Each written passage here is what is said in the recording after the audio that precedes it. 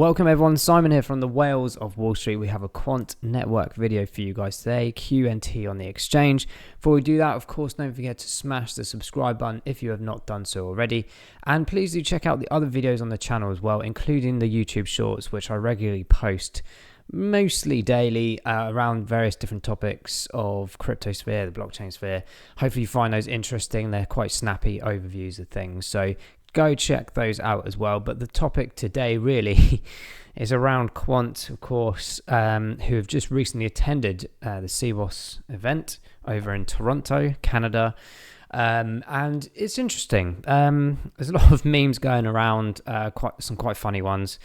Very orientating around the fact that last year, of course, Quant was so heavily detailed in the last Sibos event, very much to the build-up of it and throughout the event, and of course the post-event information and activities that were coming out of that as well. And in contrast, very different to this year. In fact, even on the social media side of things, we'll go into this a bit more detail in a second, but the social media side, a bit odd. There's nothing at all information-wise coming out of Quant. And sometimes, to be fair, they do put some really decent sort of videos together about highlights and recaps and things. There weren't too many photos coming out of the event either, or anything in relation to interviews or partnership relations, etc. And to me, that's fine. I mean, I've worked in marketing for many, many years, including PR side of things. And I totally understand that, you know, everyone always has like eyes on these events, and particularly when I think the main thing really is when people or companies put announcements out that they're going to be attending these kind of events. People sort of assume that there's going to be so much information and news coming out of them all the time. But you've got to bear in mind with Quant, I mean, you know, heavily involvement in Project Rosalind, of course, the huge CBDC project going on with a multitude of countries, and the interoperability aspect of that, amongst, of course, the Overledger development, which is absolutely significantly huge. And a lot of that was spoken about last year as they were continuing that development and progressing that. But of course, this year, when everything's in motion, all you're really doing is repeating yourself, unless there's something brand new out there.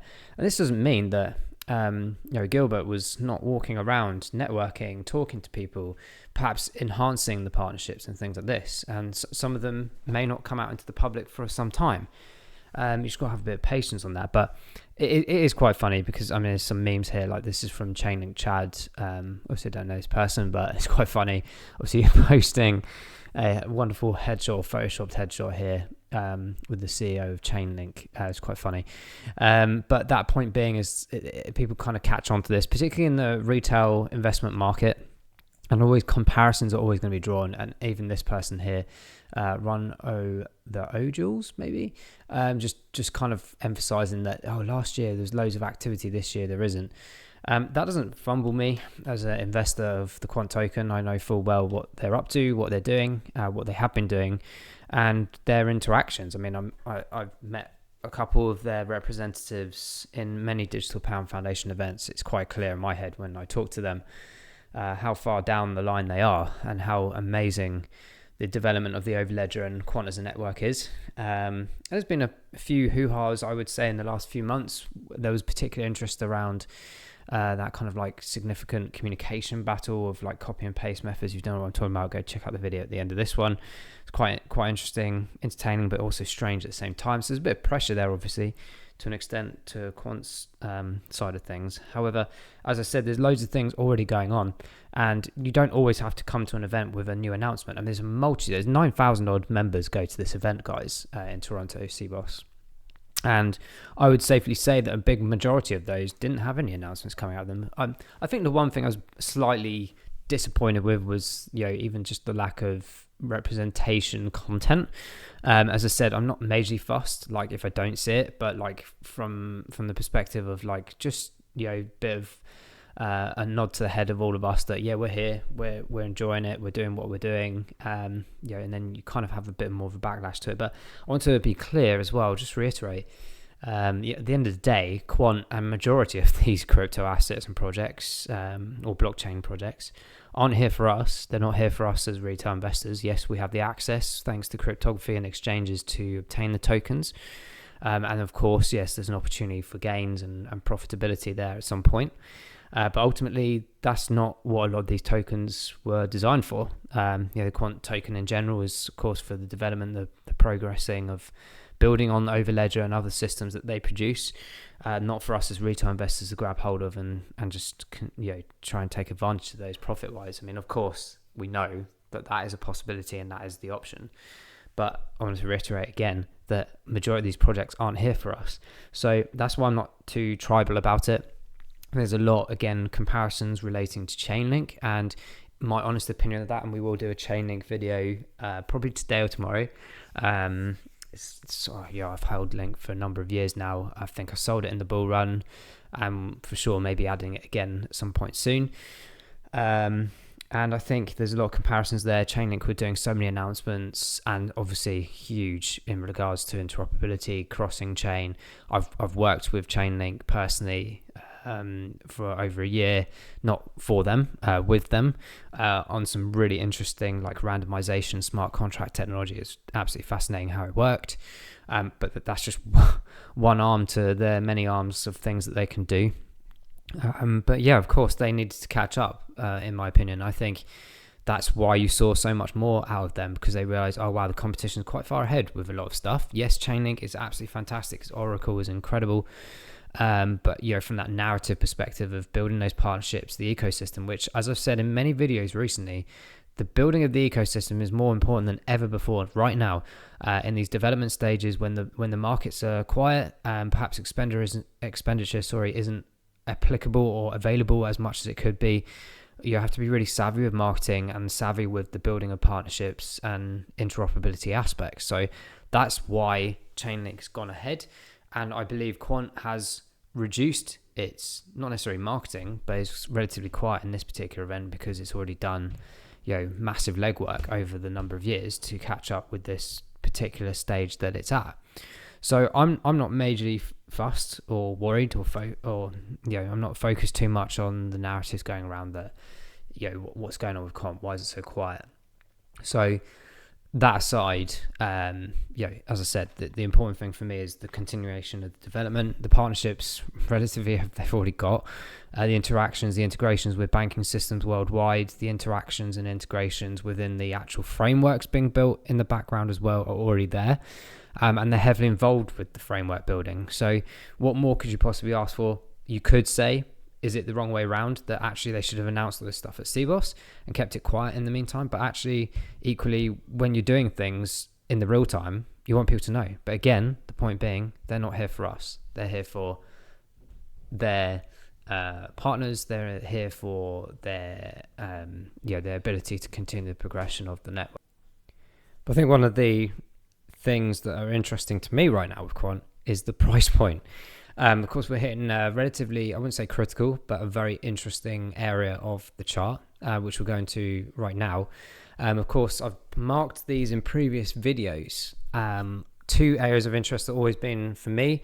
I've liked that $100 mark, and I have been DCAing where possible, but I marked two areas in a multitude of different videos at around that $87 mark, which is roughly where we are right now, and slightly lower as well around this sort of $64 mark. And there is an opportunity at the lower regions where we saw low points back here in June 2022, where it went all the way down to around $40. But the reasons we put these markers in, just to remind people who are either new to the channel or wanted a reminder of why we did this, we look at the data points of history of the Quant token, QNT token on the exchange charts here.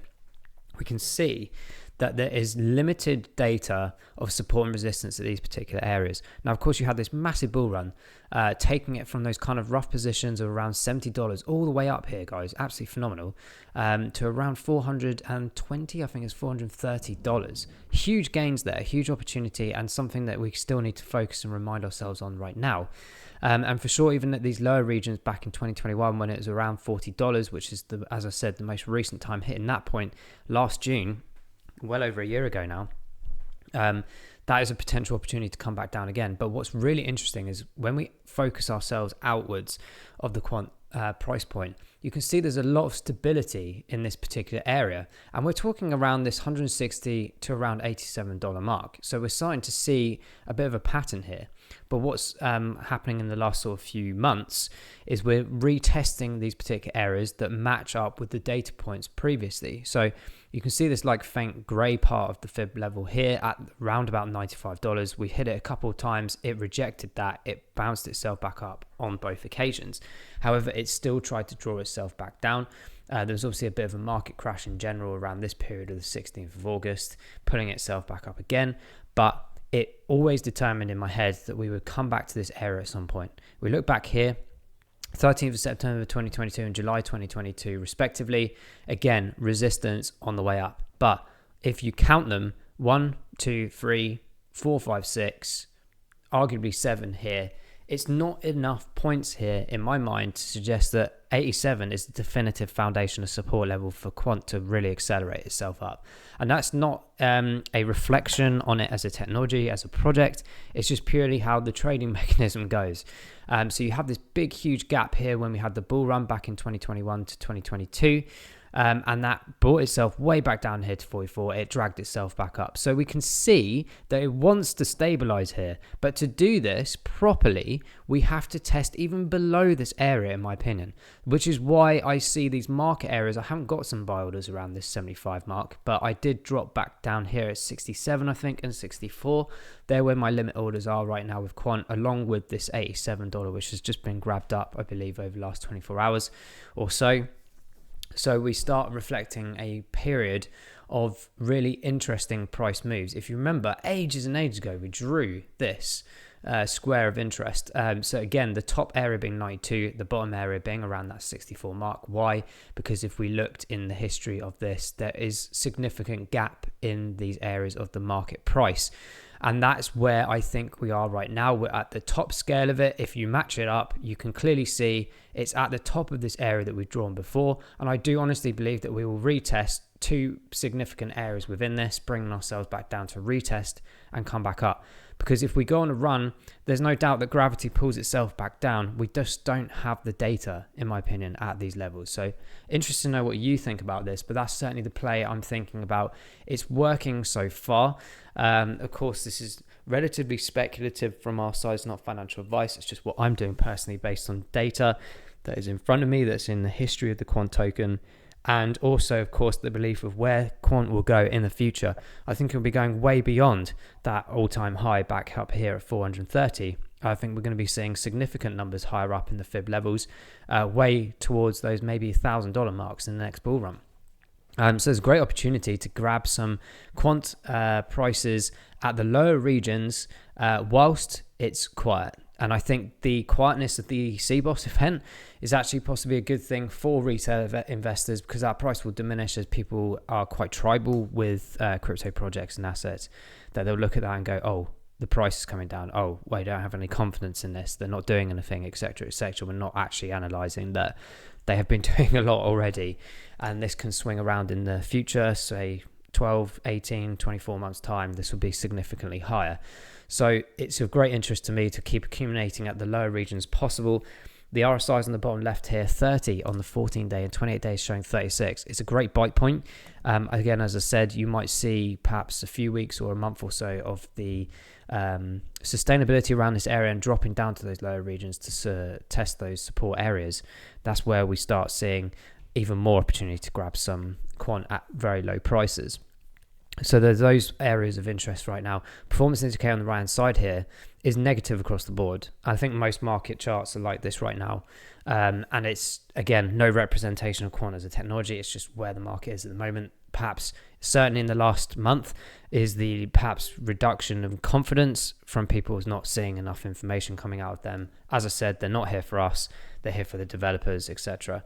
So that's where we are with Quant. And it is coming into the areas where we've suggested in the past based on those previous data points. And I do still, in my mind, again, not financial advice, just my opinion and thought process, that we will see more low regions like this before we see that big uprise over a period of time over the next year or two. Let us know what you think about this. I'm certainly accumulating Quant as much as I can in these lower points. And for me, selfishly, I'd like to see it come down lower for sure, because I think it's going to have a huge future. It's doing some great things in the background. So let's just keep focused on that. But guys, thank you very much for watching this one. We'll keep an eye on the price point of Quant. We'll do some YouTube shorts if anything comes in those lower brackets of the fib levels. I think it's quite an interesting time for sure to be accumulating and keeping an eye on the Quant token, this absolute powerhouse of a project. We'll see you in the next Quant video update. Take care. Bye-bye.